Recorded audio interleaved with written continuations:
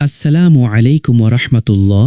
আজ আমি আপনাদের এমন এক সত্যের মুখোমুখি করব যা শুনলে আপনার শরীরে লোম খাড়া হয়ে যাবে। আপনি কি জানেন পবিত্র কুরআনের সর্বশ্রেষ্ঠ আয়াত আয়াতুল কুরসির ক্ষমতা সম্পর্কে স্বয়ং ইবলিস শয়তান কি বলেছিল? আমরা প্রতিদিন এই আয়াতটি পাঠ করি, কিন্তু এর পেছনের সেই শিহরণ জাগানো সত্য ঘটনাটি আমাদের অনেকেরই অজানা। রাসূলুল্লাহ সাল্লাল্লাহু আলাইহি ওয়াসাল্লামের যুগে এমন এক অলৌকিক ঘটনা ঘটেছিল যা আজও মুমিনদের ঈমানকে তাজা করে দেয়। এমন এক চোর যে কিনা রাতের অন্ধকারে চুরি করতে এসে শিখিয়ে দিয়েছিল দুনিয়ার সবচাইতে শক্তিশালী সুরক্ষা কবচ। আজকের ভিডিওটি আপনার জীবনের মোড় ঘুরিয়ে দিতে পারে। পুরো ভিডিওটি দেখার পর আপনি আর কখনোই ওযু বা নামাজ ছাড়া ঘুমানোর কথা ভাববেন না। এই বিস্ময়কর এবং ঈমানি গল্পটি শুরু করার আগে আপনাদের কাছে অনুরোধ, ভিডিওটি ভালো লাগলে একটি লাইক দিন এবং আমাদের চ্যানেলটি সাবস্ক্রাইব করে বেল আইকনটি চেপে রাখুন। আর আপনার প্রিয়জনদের সাথে ভিডিওটি শেয়ার করুন, যাতে তারাও এই মহান সত্যটি জানতে পারে।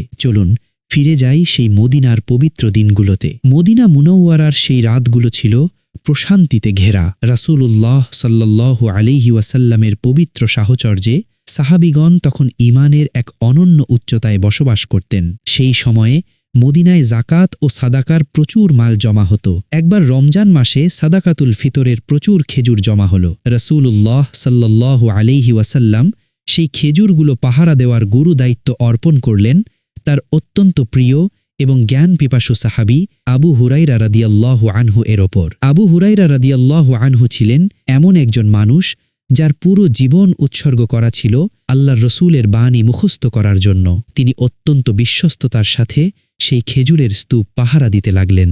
রাত যখন গভীর হল, চারদিকে নেমে এলো পিনপতন নীরবতা। মরুভূমির হিমেল হাওয়া আর চাঁদের হালকা আলোয় মদিনার অলিগলি ডুবেছিল এক অপার্থিব নিস্তব্ধতায়। আবু হুরায়রা রাদিয়াল্লাহু আনহু একা বসে পাহারা দিচ্ছিলেন। হঠাৎ তিনি খেয়াল করলেন অন্ধকারের আড়াল থেকে একটি ছায়া বেরিয়ে এলো। কেউ একজন অতি সন্তর্পণে খেজুরের স্তূপের দিকে এগোচ্ছে। সেই ব্যক্তিটি এসে দুই হাতে আজলা ভরে খেজুর তুলে নিজের ঝোলায় ভরতে শুরু করল। আবু হুরায়রা রাদিয়াল্লাহু আনহু তৎক্ষণাৎ ক্ষিপ্রতার সাথে তাকে ঝাপটে ধরলেন। তিনি দেখলেন লোকটি জীর্ণশীর্ণ পোশাকে আবৃত, কিন্তু তার চোখে মুখে এক অদ্ভুত ধূর্ততা। আবু হুরায়রা রাদিয়াল্লাহু আনহু তাকে উদ্দেশ্য করে বললেন, হে আল্লাহর দুশমন, তুই এই পবিত্র মাল চুরি করছিস? আমি তোকে আল্লাহর রাসূলের কাছে নিয়ে যাব। চোরটি তখন কান্নায় ভেঙে পড়ল। সে অত্যন্ত করুণ স্বরে বলতে লাগল, হে আল্লাহর রাসূলের সাহাবী, দয়া করে আমাকে মাফ করে দিন। আমি অত্যন্ত অভাবী মানুষ। আমার ঘরে অনেকগুলো ছোট ছোট শিশু আছে। তারা আজ অনেক দিন ধরে ক্ষুধার্ত। তাদের পেটের ক্ষুধা মেটানোর জন্য আমি বাধ্য হয়ে এই কাজ করেছি। আমি ওয়াদা করছি আমি আর কখনো আসব না। আবু হুরায়রা রাদিয়াল্লাহু আনহু ছিলেন অত্যন্ত দয়ালু মনের মানুষ। অভাবী শিশুদের ক্ষুধার কথা শুনে তার মন ভিজে গেল। তিনি তাকে ছেড়ে দিলেন। কিন্তু পরদিন সকালে যখন তিনি রাসূলুল্লাহ সাল্লাল্লাহু আলাইহি ওয়াসাল্লামের দরবারে উপস্থিত হলেন, তখন ঘটল এক বিস্ময়কর ঘটনা। নবী করিম সাল্লাল্লাহু আলাইহি ওয়াসাল্লাম মুচকি হেসে তাকে জিজ্ঞাসা করলেন, হে আবু হুরায়রা, গত রাতে তোমার কয়েদি কি করল? আবু হুরায়রা রাদিয়াল্লাহু আনহু অবাক হয়ে ভাবলেন, আল্লাহর রাসূল তো সেখানে ছিলেন না, তাহলে তিনি জানলেন কি করে? এটাই ছিল নবুবতের নূর। তিনি সব খুলে বললেন। রাসূলুল্লাহ বললেন, জেনে রেখো আবু হুরায়রা, সে তোমার কাছে মিথ্যা বলেছে। সে আজ রাতে আবার আসবে। রাসূলুল্লাহ যখন বললেন সে আবার আসবে, তখন আবু হুরায়রা রাদিয়াল্লাহু আনহু নিশ্চিত হয়ে গেলেন যে আজ রাতেও চোরটির দেখা মিলবে, কারণ রাসূলের মুখ থেকে নিঃসৃত প্রতিটি শব্দই সত্য। সেই রাতে তিনি আরও বেশি সতর্ক হয়ে পাহারায় বসলেন। নিজের মনে মনে ভাবছিলেন, কি করে একজন মানুষ রাসূলের সাহাবীর কাছে প্রতিশ্রুতি দিয়ে আবার চুরি করতে আসতে পারে? রাত গভীর হল। মদিনার আকাশ তখন নক্ষত্রখচিত।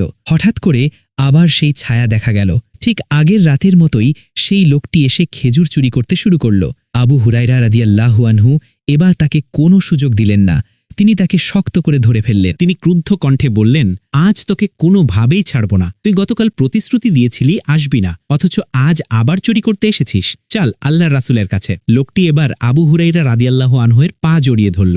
সে কান্নাকাটি করতে করতে বলল, আমাকে এবারের মতো প্রাণ ভিক্ষা দিন। আমি কসম খেয়ে বলছি আমি আর কখনো আসব না। আমার পরিবার অত্যন্ত দুরবস্থায় আছে। আপনি যদি আমাকে আটকে রাখেন তবে আমার ছোট বাচ্চাগুলো না খেয়ে মারা যাবে। আবু হুরায়রা রাদিয়াল্লাহু আনহুর কোমল হৃদয়ে আবারও গলে গেল। তিনি ভাবলেন, ক্ষুধার্ত শিশুদের কথা মিথ্যা হতে পারে না। তিনি তাকে আবারও ছেড়ে দিলেন। পরদিন সকালে রাসূলুল্লাহ সাল্লাল্লাহু আলাইহি ওয়াসাল্লামের কাছে যাওয়ার পর তিনি নিজেই জিজ্ঞেস করলেন, আবু হুরাইরা, তোমার কয়েদির খবর কি? আবু হুরাইরা রাদিয়াল্লাহু আনহু সব ঘটনা খুলে বললেন এবং জানালেন যে দয়াপরবশ হয়ে তিনি তাকে ছেড়ে দিয়েছেন। রাসূলুল্লাহ সাল্লাল্লাহু আলাইহি ওয়াসাল্লাম আবারও সেই একই কথা বললেন, সে তোমার কাছে মিথ্যা বলেছে এবং সে আজও আবার আসবে। আবু হুরাইরা রাদিয়াল্লাহু আনহু এবার মনে মনে প্রতিজ্ঞা করলেন, আজ রাতে যদি সে আসে তবে দুনিয়ার কোনো ওজর আপত্তি তাকে মুক্ত করতে পারবে না। তিনি বুঝতে পারলেন এই রহস্যময় আগন্তুক কেবল একজন সাধারণ চোর নয়, এর পেছনে নিশ্চয়ই কোনো গভীর রহস্য লুকায়িত আছে। তিনি সেই রহস্য উন্মোচনের অপেক্ষায় প্রহর গুনতে লাগলেন। তৃতীয় রাতটি ছিল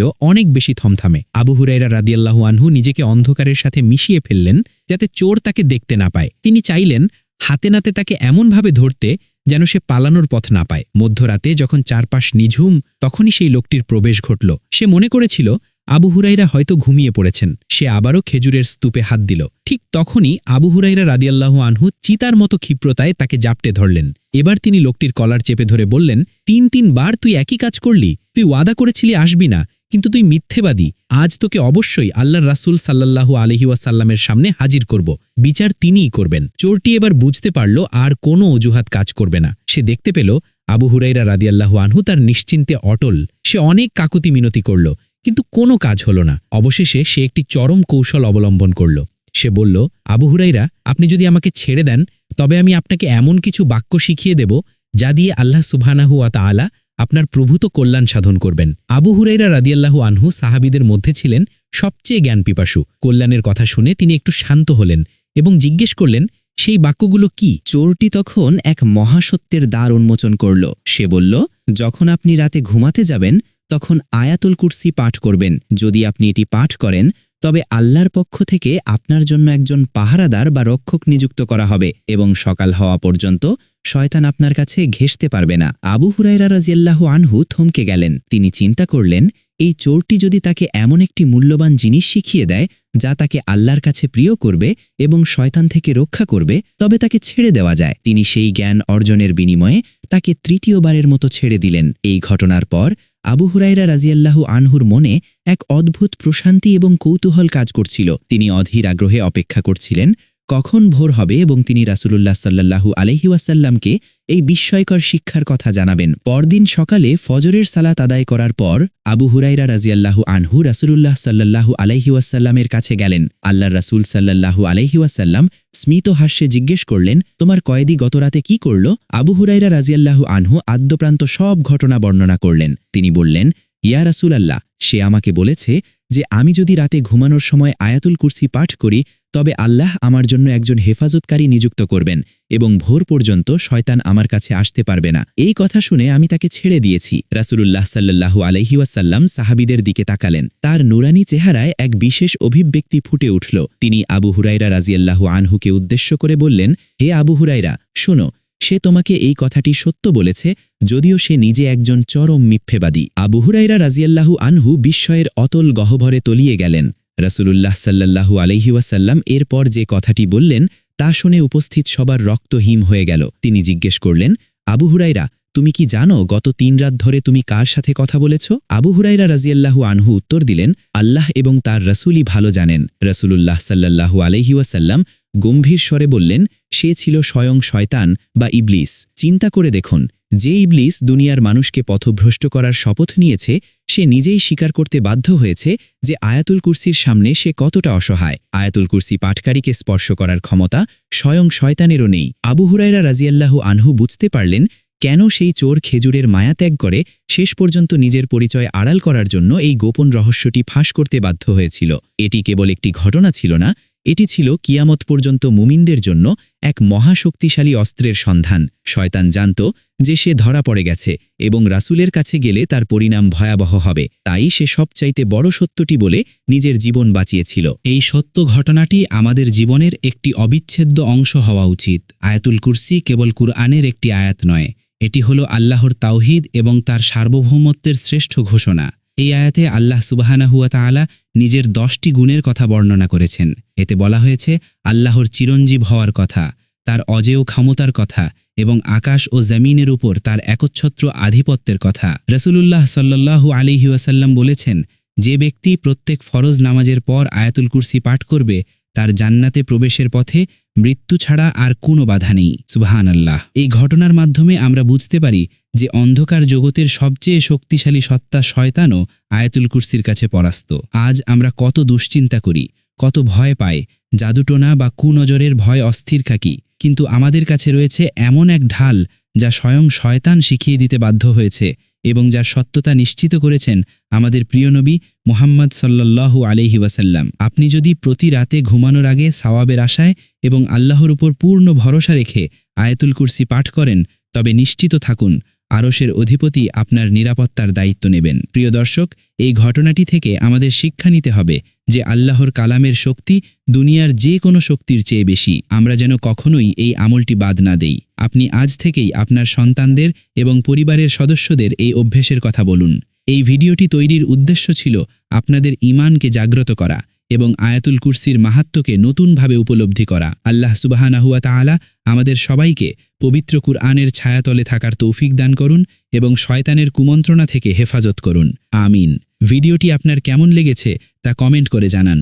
পরবর্তী ভিডিওতে কোনো নবীর কাহিনী বা কোনো সত্য ঘটনা দেখতে চান সেটিও আমাদের লিখতে ভুলবেন না। আল্লাহ হাফেজ।